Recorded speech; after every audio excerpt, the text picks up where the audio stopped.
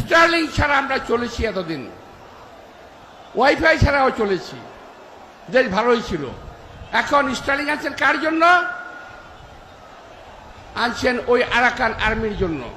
বাবা, ক্যা বাত হ্যায়, ক্যা বাত হ্যায়। যাকে দেখতে নারী তার চলন বাঁকা। বাংলাদেশে স্টারলিংক আসায় বিএনপির স্থায়ী কমিটির সদস্য মির্জা আব্বাস সাহেব একদমই খুশি না, তারও স্বজন হারানোর বেদনা চলে আসছে।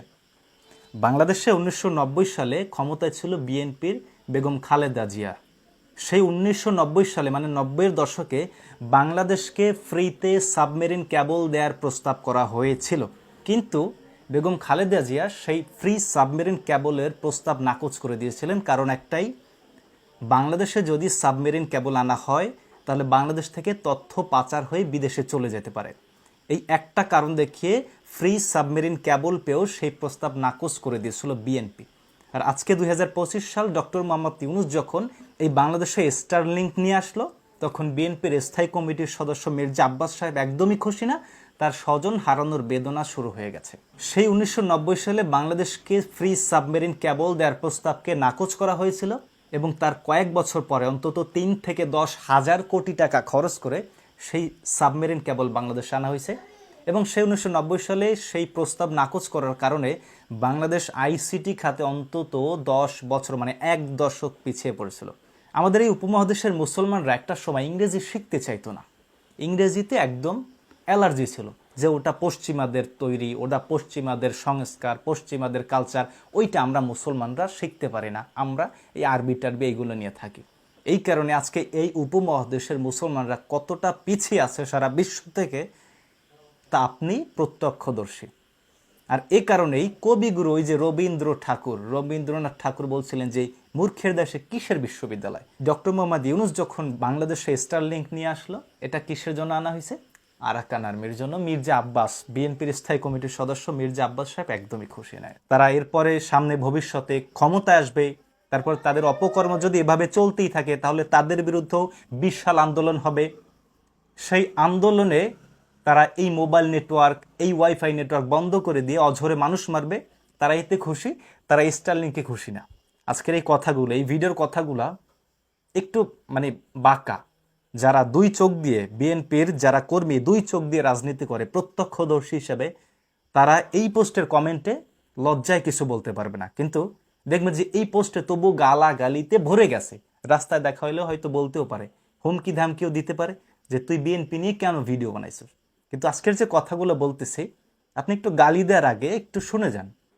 কারো বিচার করতে হলে তা করবে বিএনপি, আমির খসরু। অবশ্য নিউজের মধ্যে আমি গিয়া এই কথাটা একবারের জন্য পাই নাই, হয়তো নিউজ চ্যানেলের এইটা একটা চালাকি, উদ্ভট টাইপের শিরোনাম দিয়ে জাস্ট নিউজটা এঙ্গেজ করাতে চাইতেছে। আরেকটা সাক্ষাৎকারে সে বলছে সংস্কার করার আপনি কে, মানে সরকারকে উদ্দেশ্য করে সে বলছে সংস্কার করার আপনি কে।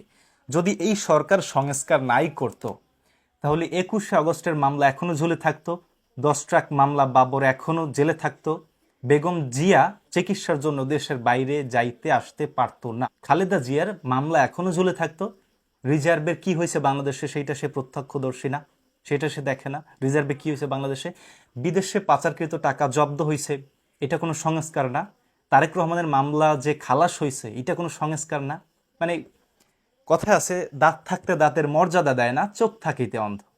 এই সংস্কারগুলো যদি এই সরকার না হইতো তাহলে বাবর 10 ট্রাক মামলায় এখনো ঝুলে থাকতো, 21 আগস্টের মামলায় এখনো ঝুলে থাকতো, খালেদা জিয়া চিকিৎসা নিতে বিদেশে যেতে পারতো না, এই সংস্কারগুলো যদি না হইতো।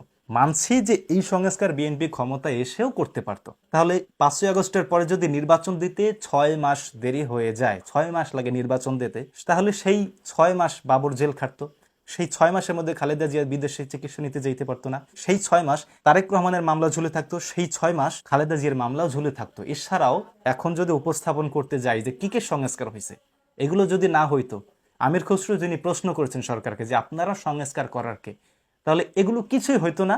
অন্তত সংস্কার না করেও 6 মাস তো লাগতো নির্বাচন দিতে, 6 মাস তো লাগতো। সেই 6 মাস বাবর জেলে থাকতো, সেই 6 মাসে কোনো মামলার কোনো খালাস হইতো না। এত কিছু হওয়ার পর আমি বলতেছি না যে ইউনূস সরকারকে আমরা মাথায় তুলে রাখছি, ইউনূস সরকারই সর্বে সর্বা, আমরা বলতেছি না, কিন্তু যেই সংস্কারটুকু হইতেছে, যারা চাক্ষুষ চোখ দিয়ে রাজনীতি করে, অন্তর দিয়ে যারা রাজনীতি করে, তারা তো এটা উপলব্ধি করতে পারতেছে, এমনকি আমার ভিডিও দেখতেছেন এখন পর্যন্ত এরকম অনেক বিএনপির রাজনীতিবিদ, বিএনপির নেতা কর্মীরা আছেন। আপনারাও এই আমির খসরুর কথার বিপক্ষে, আমি জানি খুব ভালো করেই জানি। আমি বিএনপির অনেক নেতাকর্মী চিনি, সবাইকে চিনি না, কিন্তু সব নেতাকর্মীকে আমি একসাথে গোলায় ফেলতে পারি না। কিন্তু আপনাদের মধ্যে চেইন অফ কমান্ডের এত অভাব কেন ভাই? আপনারা একদল বলতেছে বিচার করবে বিএনপি, একদল বলতেছে সংস্কার করার আপনি কে, সংস্কার করব আমরা। একই দলের দুইজন ব্যক্তি, দুইজন নেতা ভিন্ন ভিন্ন কথা বলতেছে, আপনাদের মধ্যে চেইন অফ কমান্ডের এত সমস্যা কেন? বাদ দিলাম, আসেন দ্রুততম সময়ে বাংলাদেশের নির্বাচন চায় ভারত।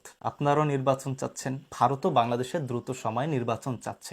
কারণ এই ডক্টর মোহাম্মদ ইউনূস স্যারের একটা লোম টাচ করতে পারতেছে না ভারত। সামনে যেই সরকারি ক্ষমতা আসুক, তাদের লোম টাচ করা সেটা তো আগেই লোম ছিঁড়ে ফেলবে ভারত, লোম ছিঁড়ে ফেলবে ভারত। দেখেন বিএনপির রুমিন ফারহানা ভারতীয় চ্যানেলে, ভারতীয় যেসব চ্যানেল বাংলাদেশ নিয়ে প্রোপাগান্ডা ছড়ায়, সেই চ্যানেলে বিএনপির রুমিন ফারহানা সাক্ষাৎকার দেয়। মানে আজকে তারেক রহমান একটা কথা বলছে, কি বলছে? যে দিল্লি নয়, পিন্ডি নয়, নয় অন্য কোনো দেশ, সবার আগে বাংলাদেশ। তারেক রহমান সে এখনো তার নিজ মায়ের প্রতি আস্থা রেখে এখন পর্যন্ত শক্ত অবস্থানে আছে। অথচ আপনাদের নেতাকর্মীরা কি করতেছে? সেই ভারতের মিডিয়াকে সাক্ষাৎকার দিতেছে এই আপনাদের রুমিন ফারহানা, এবং বাংলাদেশের ব্যাপারে নেগেটিভ মন্তব্য করতেছে সেই ভারতীয় সাংবাদিকদের কাছে, সেই ভারতীয় চ্যানেলে বাংলাদেশকে নিয়ে বিচার দিতেছে ভারতীয় মিডিয়ায়। মানে বাংলাদেশের একটা অভ্যন্তরীণ বিষয় ভারত কি করবে? ভারতীয় চ্যানেলে রুমিন ফারহানা বিচার দেয়, অথচ তাদের সিনিয়র যে তাদের সর্বোচ্চ নেতা দিল্লি নয়, পিন্ডি নয়, নয় অন্য কোনো দেশ, সবার আগে বাংলাদেশ, একথা বলে যাচ্ছে। অথচ আপনাদের নেতাকর্মীদের এই অবস্থা। আওয়ামী লীগ সরকার পতন হয়েছে, এই শেখ হাসিনার পতন হয়েছে তার নেতাকর্মীর কারণে। বিএনপি যদি আগামী নির্বাচনে কোনো সুবিধা করতে না পারে, তার জন্য একমাত্র দায়ী তার নেতাকর্মীরা। কথাটা লিখে রাখেন, তারেক রহমান বা খালেদা জিয়া এর জন্য দায়ী থাকবে না, এর জন্য দায়ী থাকবে একমাত্র তার নেতা কর্মীরাও না, তো শুধু তার নেতারা। এই বিএনপির এই রুমিন ফারহানা, মির্জা আব্বাস, আমির খসরু, এরা থাকবে দায়ী এই বিএনপির পতনের জন্য। লিখে রাখেন আমার কথা। একটা ভিডিও দেখেন যেখানে রুমিন ফারহানা ভারতীয় মিডিয়ায় কি সাক্ষাৎকার দিচ্ছে, শোনেন। ঢাকার প্রাণকেন্দ্র মগবাজারে গতকাল বা গত পরশু চাপাতি দিয়ে কুপিয়ে দুপুর 12টা-1টার দিকে চাপাতি দিয়ে কুপিয়ে একদম সিসিটিভি ফুটেজে আছে ছিনতাই করা হয়েছে। আপনাদের দলের কর্মীকে গুলি করে পয়েন্ট ব্ল্যাঙ্ক ইনজেকশন করা হয়েছে।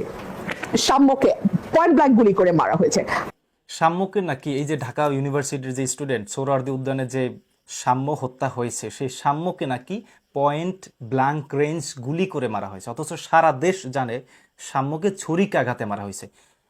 ছোট্ট একটা বিষয় কিন্তু গভীরতা অনেক। এই যে সাম্যকে গুলি করে মারা হয়েছে, এটা কিন্তু রুমিন ফারহানা আগে বলে নাই, আগে প্রশ্ন তুলছে, আগে বলছে সে ভারতীয় সাংবাদিক যে আপনাদের কর্মীকেও তো পয়েন্ট ব্ল্যাঙ্ক রেঞ্জ গুলি করে মারা হয়েছে। তার প্রেক্ষিতেই রুমিন ফারহানা বলছে হ্যাঁ সাম্যকেই গুলি করে মারা হয়েছে।